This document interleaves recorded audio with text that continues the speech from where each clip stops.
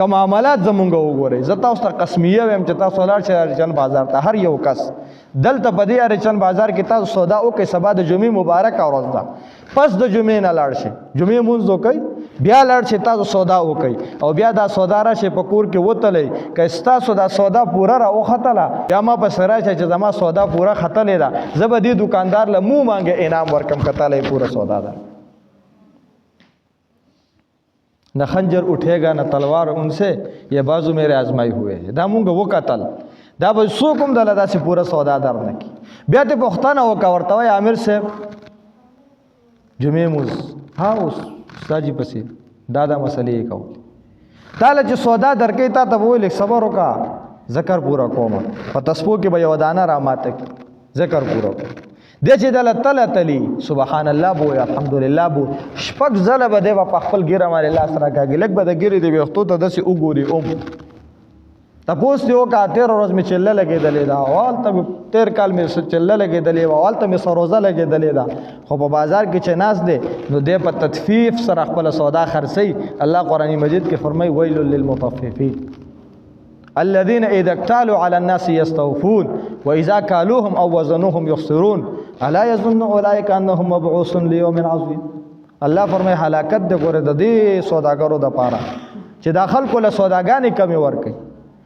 ځان له چې د چا نه څه علي پوره علي، ته خو په یوه دړۍ ګوړه خرڅه کا، ستا یوه دړۍ ګوړه چې ته پې خرڅه کړې د هغې وزن بیل دی، چې ته تې علي د هغې وزن بیل دی، ته پې خرڅوې د هغې ریټ بیل دی، چې تا له درکوي ریټ یې بیل.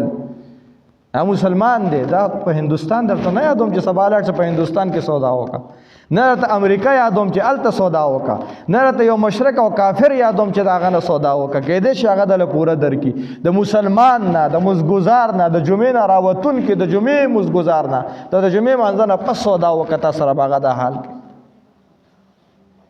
په دې انداز هغه تاله سودا درکوي.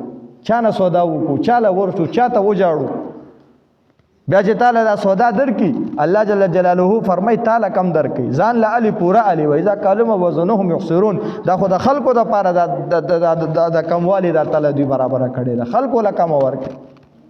الا يظن اولئک انهم مبعوثون.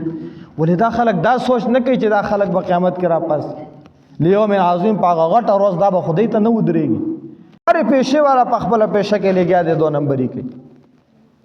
بیا په دې پیسو مالي چې د خپل ماشومان وپالي، خپل نوجوانان راغټ کی، د دې نوجوان او د دې ماشومانو ته دا تمه کوي چې دا به د مور او پلار تابعداري چې دا په حرامو لوی شوي دي.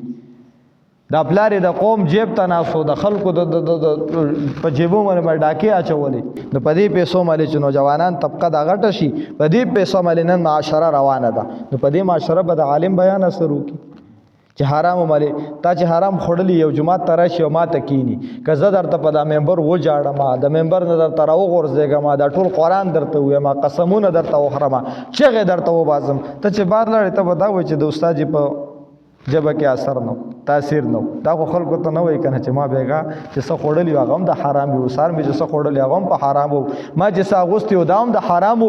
نو چې زه د استاد جي ته کښېنم، څه ملګري دي هغوی د حرامو کاروبار کوي. نو ما ته اکثر ملګري وایي دوی ته لږ ترغیب ورکوه، دوی مونځونه نه کوي. ما ورته وایم چې یو سړی حرام خوري او حرام اغوندي او ماشومانو له حرام ورکوي، هغه خدای ځان ته پرېږدي چې ما ته سجده ولګوه، ابا خدای ځان ته پریدي چې ما ته ودرېږه منځونه وکړه، ابا خدای ځان ته پریدي چې د دې ما ته ودرېږي او د دې زما نوم والي او زما بړی او زما تعریفات دي وکړي، د دې ما ته په رکوع کې ښکته شي، د دې ما ته سجده ولګوي، د دې ما ته لاسونه پورته کړي. نه، پیغمبر علیه السلام د داسې سارقینو، د داسې غلو، د داسې حرام خورو متعلق پیغمبر علیه السلام فرمایي چې یو سړی جامه د حرامو ده، یو سړی پیزار د حرامو دي، د یو سړی خوراک د حرامو دی، جسم په بچو ته حرام ورکوي او د خدای ته پاسي کده د شپې په تهجد کې خدای ته وجاړي.